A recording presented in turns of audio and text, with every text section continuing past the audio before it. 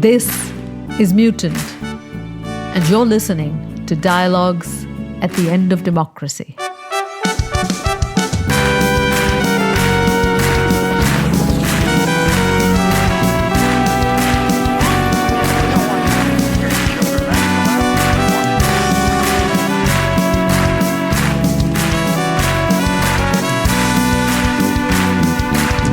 The greatest site of conflict today in democracies, the locus of use and abuse, idolatry and hatred, veneration and violence, the site both of their greatest hope and their deepest degeneration seems to be their founding documents, the Constitution. And it is this word, this document, but above all, this idea, because constitutions are an idea and bearers of ideas, that we unpack today in Mutant, a dictionary of democracy. Welcome back to Mutant, and to two words whose gravity informs our political present and our political future: constitutions and cruelty. I want to begin, Aishwary, by posing a question so basic it might sound almost naive. What really is a constitution? I think that's a very fundamental question to ask, and it is also a very timely question to ask, because so much of our current conflict is shaped by contesting, conflicting, and sometimes warring ideas about how to remain faithful to the constitutional ideal. And so we begin first by asking, what is it that we are being asked to remain faithful to?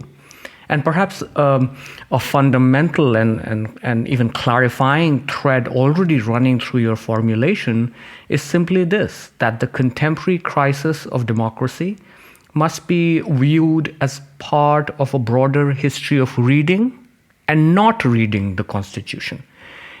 In other words, the focus should actually not be on the static event of the writing of this document, but of its traversal and its journey through time, on the one hand. And on the other hand, the imputation of certain intents to its authors, the founders of certain constitutional democracies, by those future generations who have read it, who have read constitutions of their countries since its writing, since the time that these constitutions were written. Now, note the shift of emphasis we subtly make here. A constitution becomes truly revolutionary, and we were saying in our previous episode that Ambedkar is a constitutionalist only because he is a revolutionary. So let's keep that idea at the front and center of this problematic. And simply say that a constitution becomes truly revolutionary as a heart of our democratic commitment, not when its work is done with the declaration crafted by its author or many authors, and not when the republic that it promises is simply founded. Instead, the Constitution becomes revolutionary when it makes a radical beginning towards something new that did not exist before it. That is to say, the writing of the Constitution is revolutionary only insofar as it dares to imagine a future for which there is no precedent. Right? This is why we were saying that Ambedkar is a fraught architect, always torn by the idea that he's seen to be, or perhaps even wrongly appropriated as a founder, as a constitutional architect. Because in a society that continues to linger in its violent, and we will say cruel past, what does it mean to be an architect of a constitution that tries to begin something new, but, as he reminds us prophetically, falters? Right? A constitution's work is therefore done not when it's written, Ambedkar argues, and we shall follow in the wake of Ambedkar's claim, but because of a ceaseless beginning at its heart. a ceaseless beginning. As James Baldwin says, the only thing we can abdicate is responsibility, right? Nobody can take it away from us.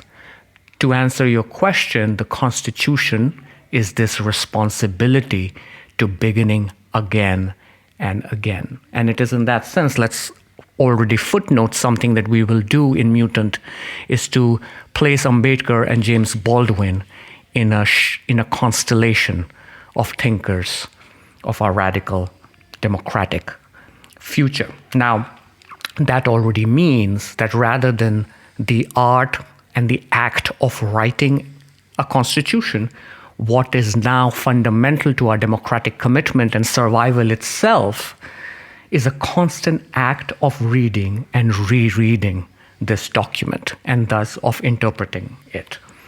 There are, of course, as we now know, we were speaking about the Supreme Court in our earlier episode. These are justices who considered themselves to be conservative originalists, right? Whom we might call traditionalists in a more colloquial language.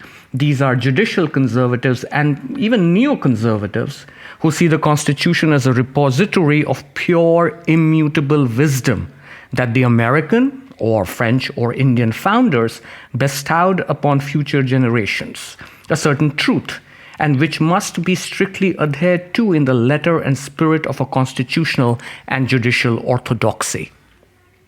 And then on the other side are figures who truly are bearers of this constitutional truth, figures like Ambedkar or Martin Luther King Jr. I would even add among thinkers Hannah Arendt in that constellation. These are political revolutionaries who, distinct from any one party, want to interpret the Constitution politically in light of our present impasses and conundrums.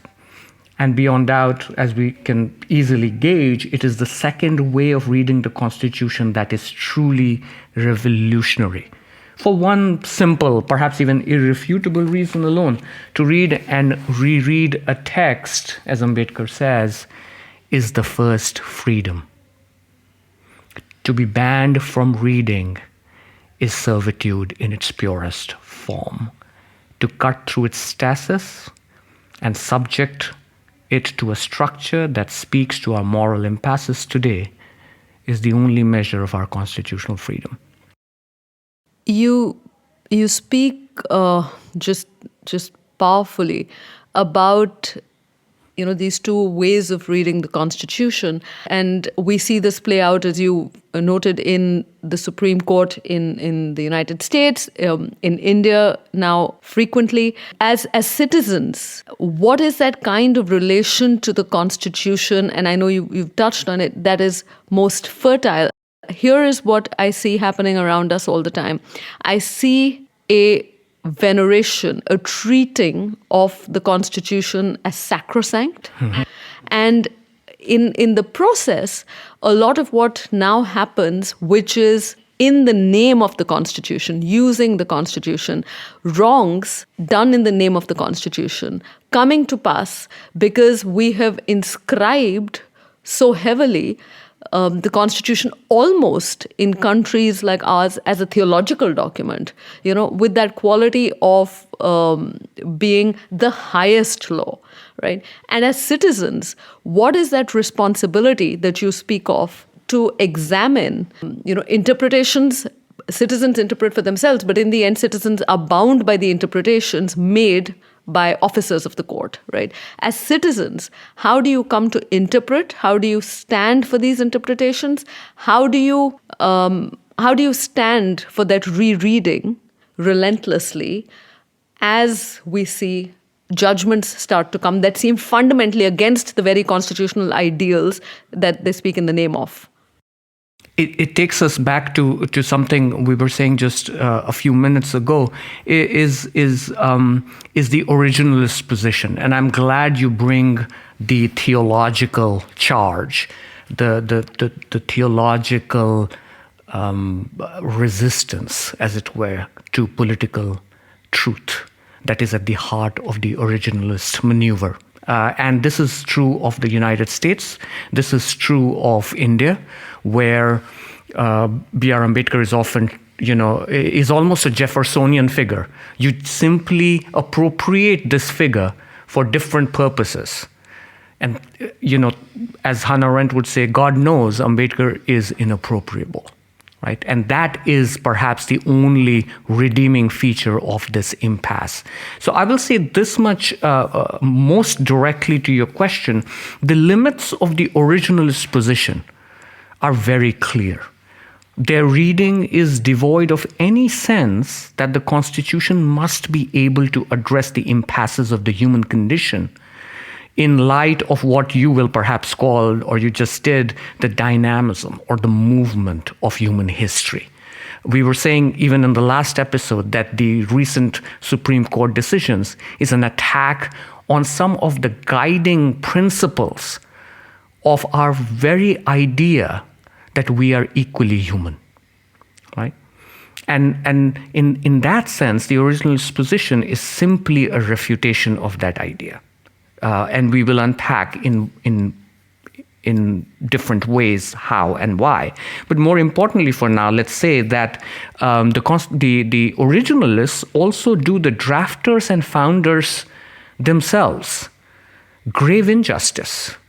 We, do injustice to an Ambedkar or a Jefferson or, in Israel, where the attack on the court came to the extent of the dissolution of an entire bench before it was stopped in its tracks.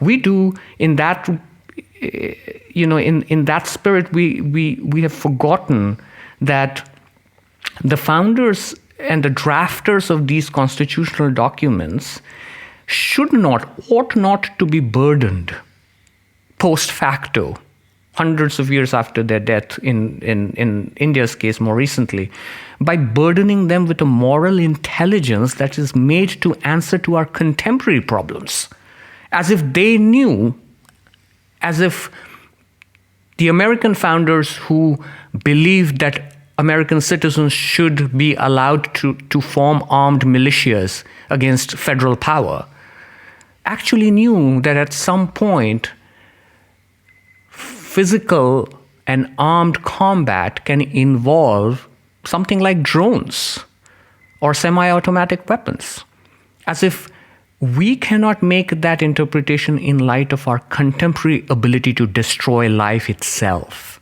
And this is where we will come to cruelty in a little bit, because I think that the originalist position is also a profoundly cruel position.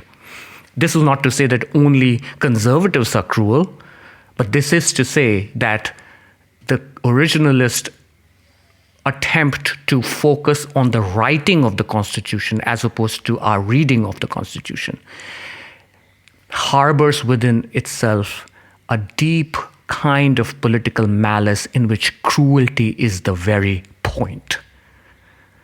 And they do it very, very subtly.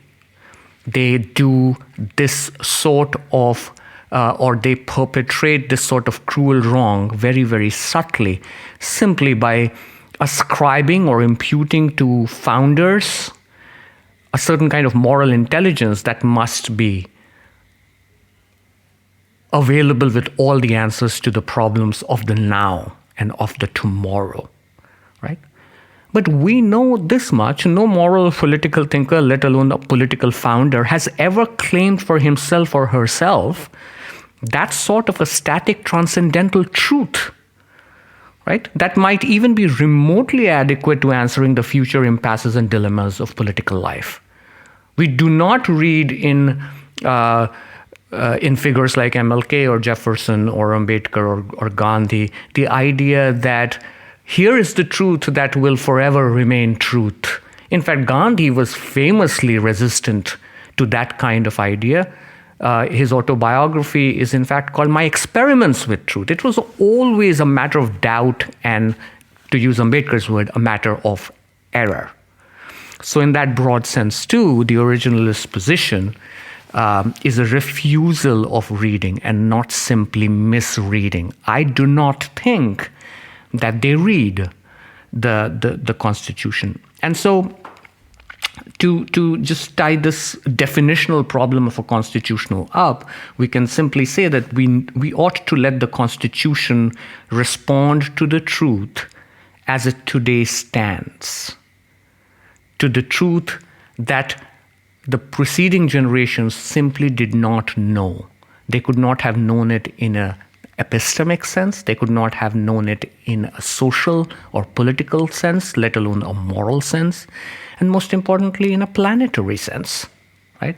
And it is in this dynamic sense that the Constitution can still remain a tangible material idea worth fighting for, rather than a slogan that those who compromise democracy use every day for societies and civilizations that they destroy every day. The Constitution is a document that embodies our relationship to truth, but only when we know that this truth is always mediated by political power.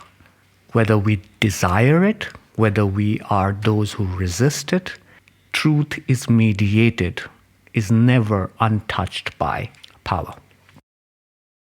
One dimension of my question, precisely for the reason that you articulate, in touching on political responsibility of citizens, it is not so much to see them as passive recipients. It is also, in fact, and we're going to weave in and out of constitution and cruelty here. So much of the site of our current civilian conflict in the world's big democracies, and we are really, as we look at it, just in a constant now state of, as you say, civil wars. So much of that site is in fact not against the outsider, the enemy nation, the external state. These are civilian conflicts between neighbors. These are conflicts between friends. These are conflicts now, with WhatsApp groups and misinformation between family members, right? These are the sites not only of our hostilities, they are now the sites, therefore, of our everyday cruelties. And the reason I come to the Constitution in this context is to say, have we somehow started to use and abuse the Constitution, in a sense, almost outsourced to the state, in conceding our power as citizens, we outsource to the state the job of that discrimination against the citizen and the neighbor. We've spoken, and we will come to talking of a hatred of the poor. I do not need to think today of the poor as my problem. The institutionalized cruelty, right, that the government carries out in my name, of neglect of the poor, right, sanctioned by constitutions. So somewhere, is this a sort of uneasy truce between citizens and governments in which each treats the Constitution to serve its ends, for citizens to look away from their role in creating the state we want? You have said before, the Constitution will not stand for us unless we are prepared to stand for it, right? And how do you see this sort of nexus, I would say, of citizen and state? Yeah, I mean, there is absolutely no doubt that, and I think you have really woven this. You've really woven several steps in one formulation. So let us try and unpack this, and we'll keep returning to the larger problematic here. But there is absolutely no doubt that this bond between cruelty and constitution, and I'll come to a slightly, before it gets really grim, a slightly different point in a bit about courage, which is also something that becomes more and not less important precisely in the age of cruelty and indifference. But there is no doubt that the immense moral and fiscal or political investment we make in this culture of convenience. Let us say, in using an academic jargon, this culture of neoliberalism, this culture of convenience, this culture in which even information needs to be so conveniently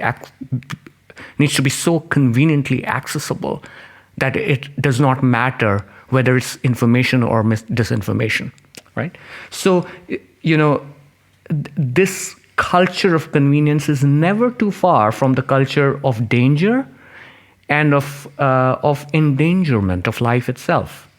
And it comes with a deeply troubling, Nietzsche might say, immoral compromise, enough to stain our morality with blood. And we are not overstating the idea. The neoliberalism is, in the end, as I say, often first and foremost an institutionalization of our hatred for the poor, not of poverty, but for the poor.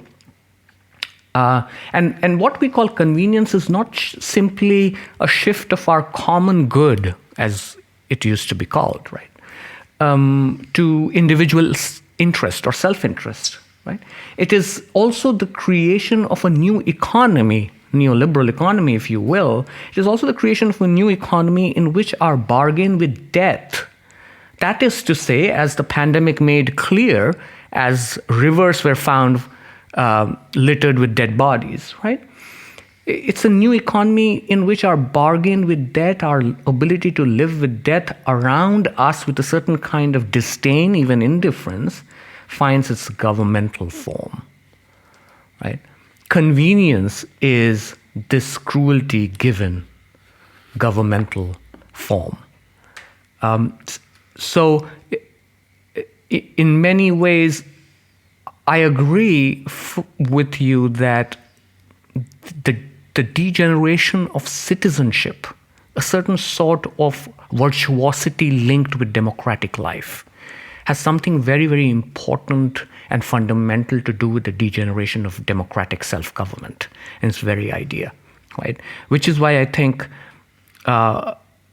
we need to understand this singular moment, this condition that I've called the neo-democratic condition, of which there are very few prophetic theorists than Ambedkar, is that there's a sort of a destructive tension between these three things: cruelty, courage, and the Constitution. And perhaps this strange relationship of three very oddly related concepts, or words even, at least for me, amplifies or captures the singularity of the neo-democratic malaise, right? The first, I would think we've already spoken of, is cruelty, and we need to understand cruelty a little differently from violence. We will have more time to do that.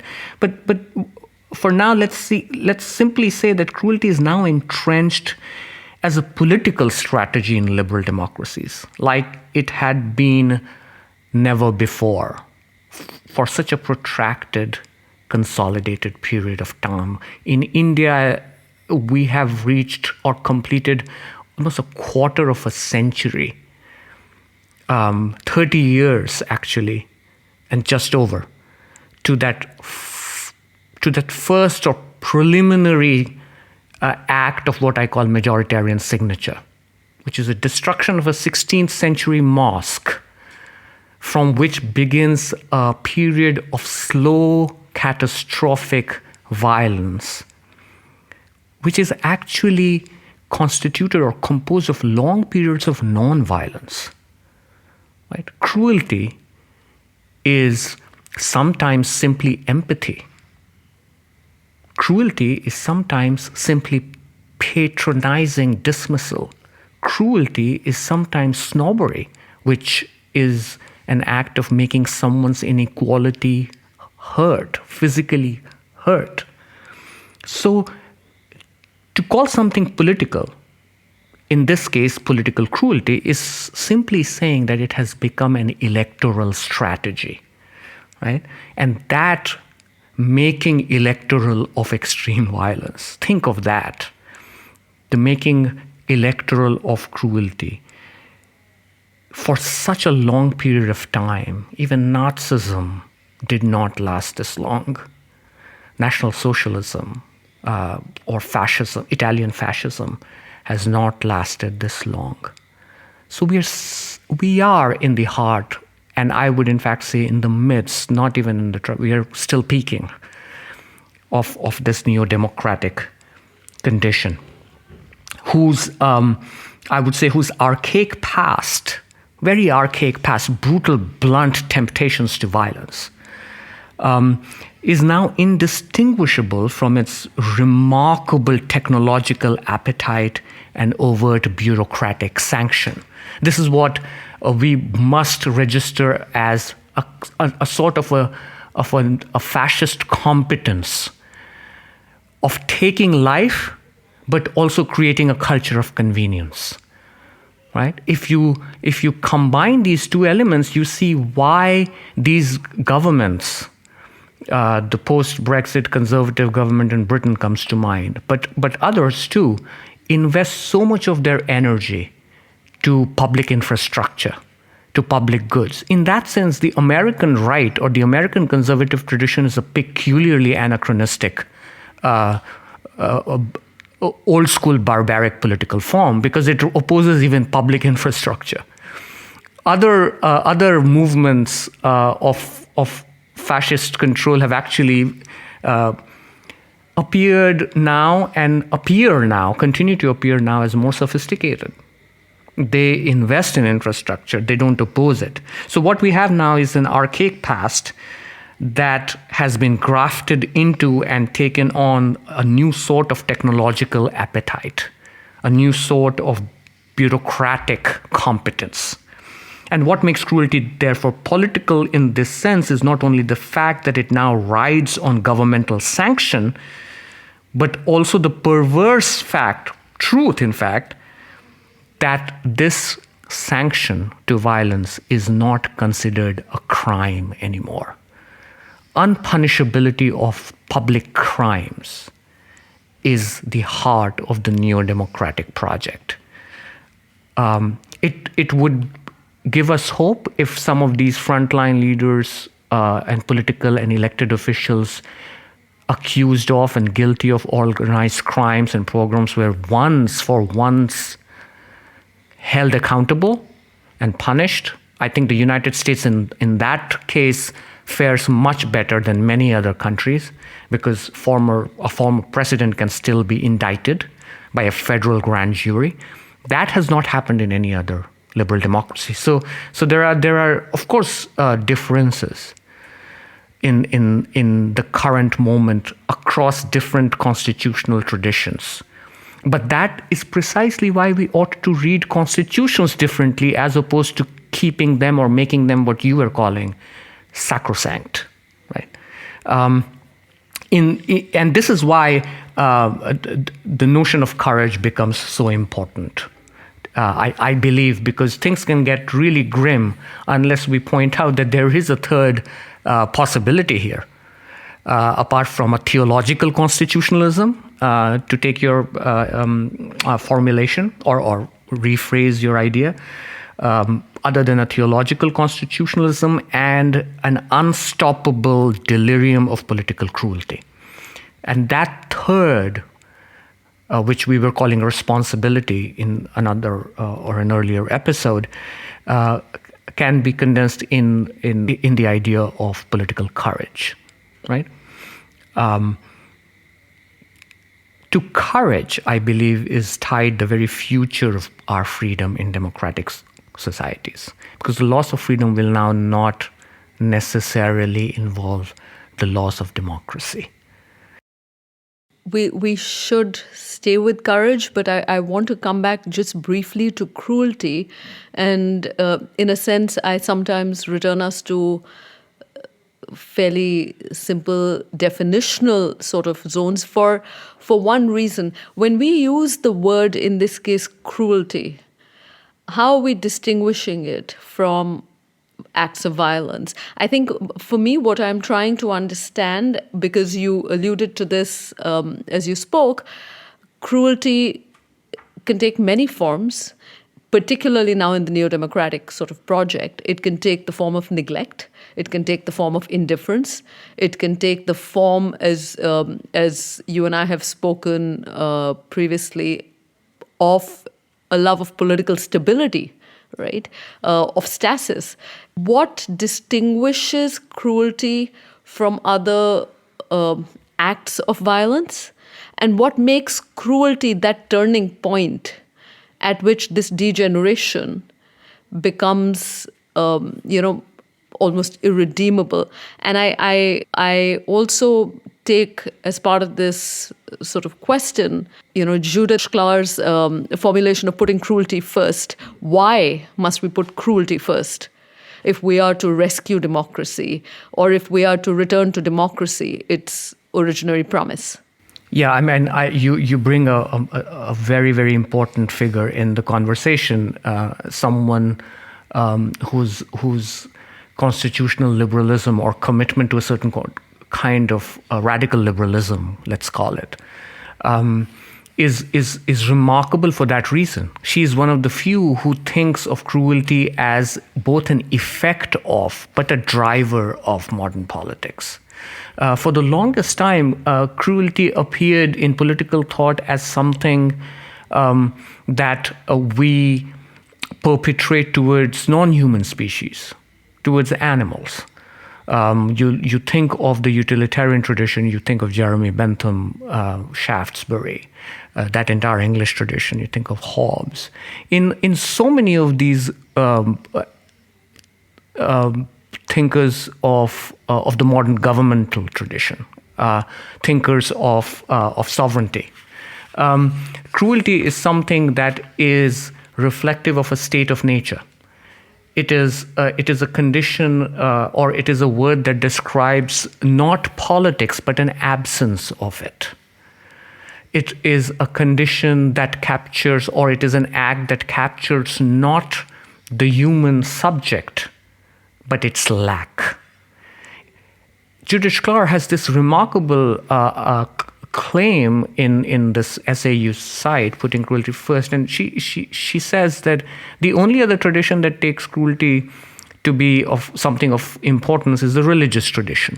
And so every time you bring cruelty up, you are almost mistaken to be a religious thinker, right? What would it mean to put cruelty first in politics, and why do we not do that? So the idea here is to first ask why not. And Shklar says, look, we think that cruelty is not a category of modern politics, certainly not modern politics.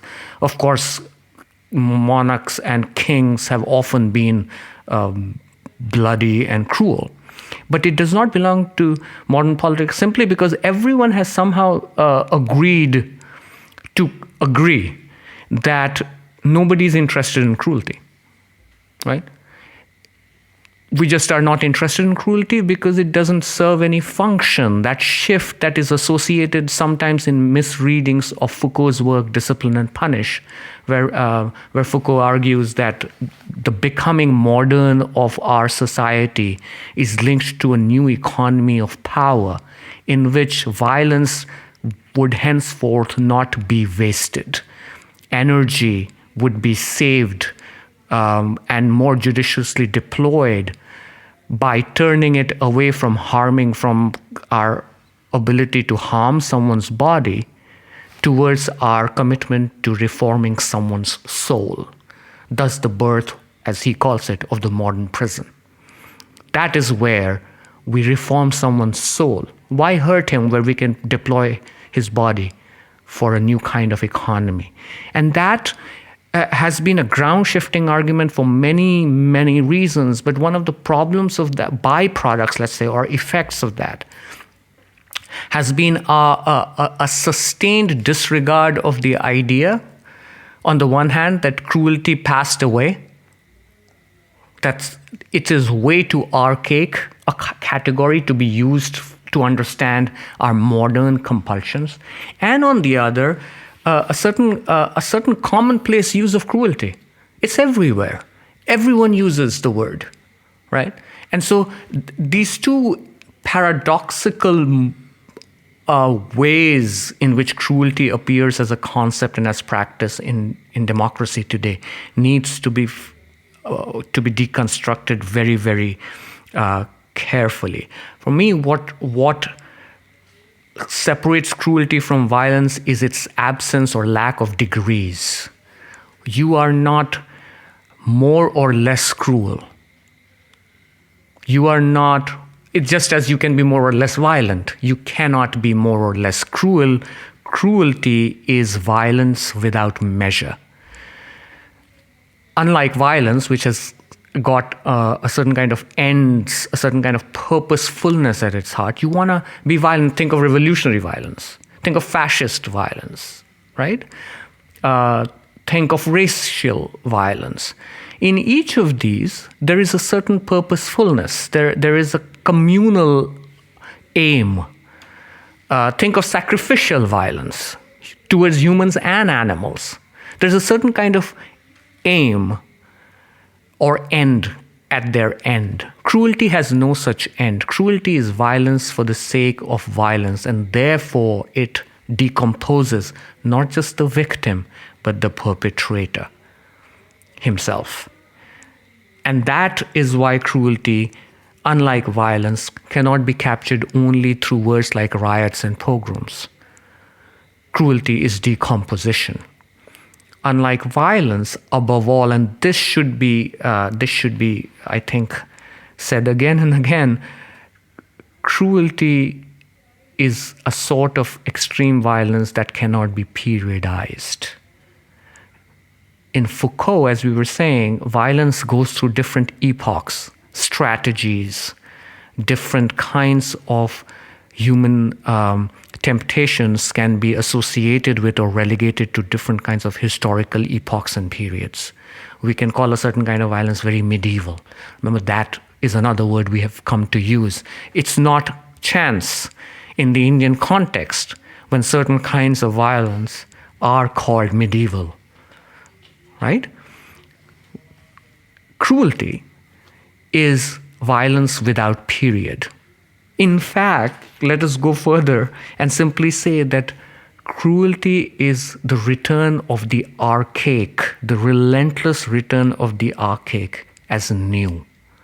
This is why the most archaic temptations, the oldest crimes, the most originary acts of segregation can be crafted on to new technological and technical regimes, to new bureaucratic practices. Right? Segregation could be as old as the American Republic. It could be as old as the landing of the first slave ships on the Atlantic seaboard. Segregation could begin in 1619 or 1776, or through the Reconstruction, through Jim Crow, through now, right? But what does not change in these kinds of acts, even though their strategies change, right? What does not change is a certain archaic temptation to degrade the human form itself, right? You degrade not just the slave or the ex-slave or the racial minority or the religious minority. You degrade the very idea of the human. And that is where I think the fundamental distinction lies between cruelty and violence. All acts of cruelty might have violence in them, but we do not call all acts of violence cruel. We only call some acts cruel. And to return to Judith Clark, you are right, she gives us a way to put cruelty first by doing two things. One, by dissociating cruelty from violence and attaching cruelty to a whole regime of our most ordinary vices, as she calls them: snobbery, hypocrisy, some of which she argues are important for democratic life. Snobbery is important for democratic life because that's how you build consensus. Right? This is why I'm calling her a radical liberal. There are certain kinds of insights there that are very, very troubling for a dyed-in-the-wool mainstream liberal. Right? Not because a liberal is not a snob, but because a liberal would rather not concede that he is one. Shklar embraces that very, very radically. And the second is her example of cruelty. And among all the thinkers that we can place in this radical, revolutionary, or in fact constitutional tradition, I think Judy Shklar is fascinating because other than Ambedkar, she's the one thinker who places what she calls the Indo-European caste society as the sovereign articulation of our temptation to be cruel. Caste is simply a name for an intense barbarism, conceded and concealed and perhaps sometimes even doled out as empathy. You spoke of cruelty and the archaic, and I wanted to ask, because we've spoken of amnesia in the past, what role does amnesia play in the enabling of cruelty? And in a sense, can you have political cruelty without amnesia, without willful amnesia on the parts of citizenry? I'm glad you bring that up, because I think we need to now return to amnesia through another pathway here, which is by simply positing what courage is. And in at least one important form, courage is the refusal of amnesia, of forgetfulness, first and foremost. Because there can be no truth-telling under conditions of generalized forgetfulness. Right? How will you speak the truth to power, as we love to say these days? How will we speak truth to power in under conditions of pervasive lying, in a post-fact and post-truth world? Right? So one thing that courage requires us to do is to stare back at the regime of lying that is at the heart of cruelty, right? We were saying, the repetition we see in in acts of digging up old medieval monuments, Mughal monuments in India, the fight we witness over Confederate statues in the United States, the movements we see Britain, navigate around such things as roads must fall. Those are actually emblematic of a certain resistance to amnesia, a certain way to recount and retell our political history in the darkest shades that it has left and the darkest stains it continues to leave on our political present and future. We are capable of beautiful things, Du Bois says, but we are also capable of barbaric things. And will we not be richer if we were able to stare at our barbarism with the same kind of unflinching courage with which we gloat about our civilizational triumphs and greatness? And I think it is in that sense that to invert your formula, as you were saying, cruelty is not possible without amnesia. But a surrender to pervasive lying and forgetfulness is the primary measure of our ability to be cruel, our ability to make someone's inequality physically hurt. And insofar as making someone hurt degenerates into a certain kind of almost anti-human propensity or habit, Ambedkar would say, it's a habit. See, this is the other way in which he stands apart from such figures and thinkers of human certitude and civilizational glory as Nehru, because he's willing to stare not simply at our barbarism and our capacity to be barbaric, Arendt would say evil. He is also willing to say that this barbarity is not an aberration of a certain period. It is a recursive, repetitive temptation to cruelty that constitutes us and from which or about which we frequently lie. Caste is a lie. We all have asked dozens, if not hundreds, of our friends and acquaintances and family members in urban India or even United States, where several states are now in the process of or have already banned caste discrimination. So Ambedkar was right. The Hindu does not lose his caste when he crosses the high seas. He carries it, plants it there, where it takes an even more pernicious route. That's the mythic violence of caste, that it travels like a rumor and thrives in denialism. How many have we asked if they were castists or communal, Ambedkar would say? And for Ambedkar, there is no distinction between being casteist and communal. How many people we know have we asked across continents if they were castists, if they believed in caste? And how many have actually said, yes, we are? They say, no, we are not. They say, yeah, I don't eat meat, but that has nothing to do with the history of caste. But actually, it has everything to do with the history of caste, for good or bad. I am still, on a funnier note, I am still trying to come to terms with the fact that vegetarians will eat soy products and will call it chorizo. I'd just call it soy sliders, call it soy sausage. It just puzzles me endlessly. And the answer is that there is something more subconscious, something more repressed, as it were, in this denial. There is another denial in this denial. And that denial is, we are not castists.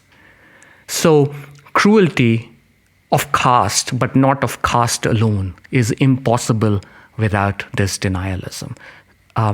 Without this sort of forgetfulness about the fact that there are some things on which we have simply proven to be incorrigible. We will simply not correct course. We will simply continue to lie.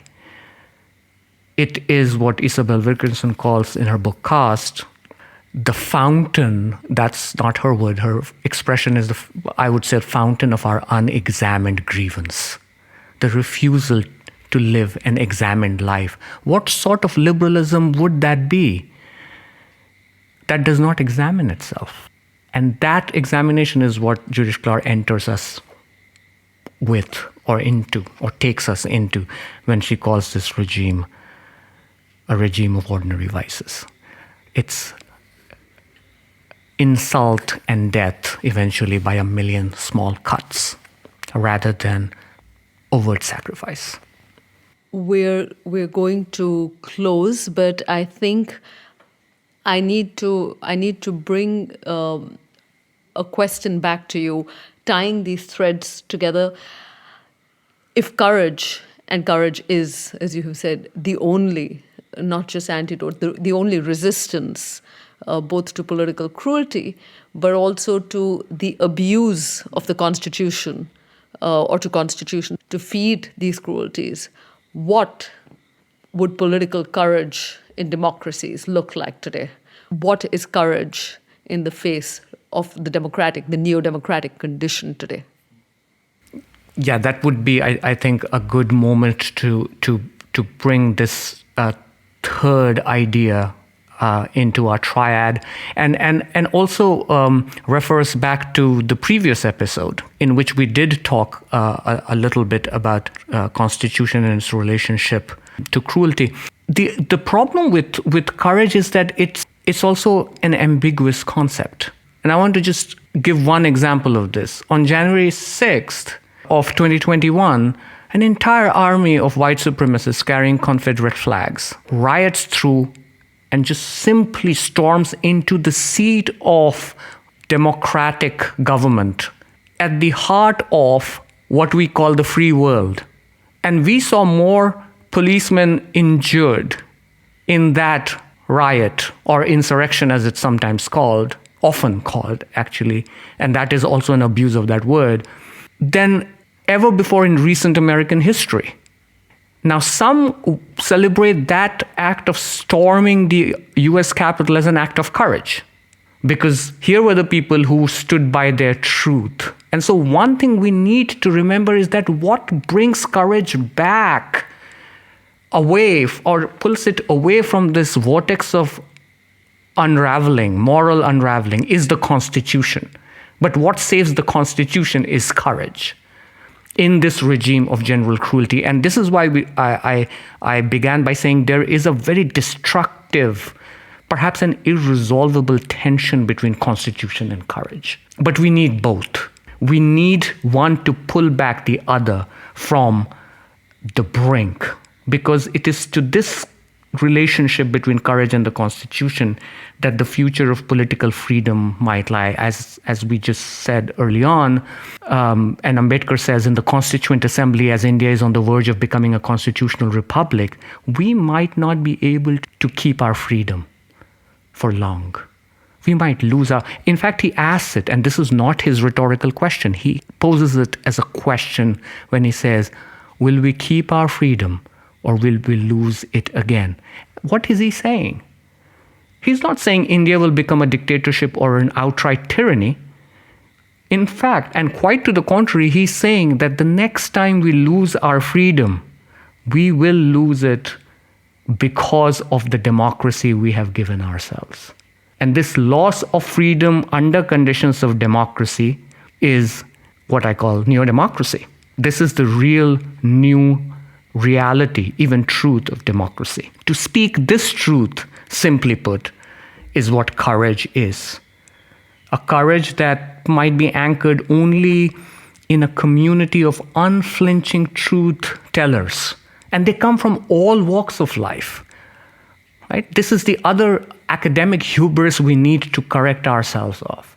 That somehow universities are spaces where truth must be told. Of course, universities are places where truth must be told. But it is also true that universities are places where the worst lies are transformed into information. And we can name universities here across countries that have become the seat of this sort of moral and epistemic compromise, even crime. We think here of Rohit Vemula, who was killed by neglect, except that we decided it was suicide. Except that Rohit decided to call it suicide. But actually it was a crime, a murder by neglect. So we need unflinching truth tellers in all walks of life, incorruptible bureaucrats, fearless judges, indefatigable journalists, indomitable students, irrepressible farmers, a body of women refusing to surrender to state power in freezing winter, all bound by a moral commitment to just one anchoring truth about democracy, that even before fear kills it, democracy begins to wilt under the brutal sun of our collective indifference. As Ambedkar would say tirelessly, the secret of freedom is courage, and courage is born by a combination of individuals to party. In all senses of the term, freedom cannot be associated to individual self-interest. Freedom is our commons. It is not simply material access. It is a common promise that we make to one another. I am free and as free only as much as you are. In your servitude can never reside the future of our freedom and my freedom. And perhaps these liberal democracies, perhaps India, perhaps the United States, India needs to believe again that it is not this one individual or man, that it is a community, that it is not a society of self-interest, that India is a society, or must still harbor the hopes of becoming a society of equals. That India must not let man swallow the citizen. I think there's absolutely no way to better that note other than to say that I'm taking your formulation of disappointment as a political category, and I hope we come to this when we come to the letter D, and where disappointment is one of our words, and possibly first the collective act of political disappointment we need to feel in order to be able to move to the political courage we need to create a new democracy. We will be back with Mutant and the letter D. Thanks for listening.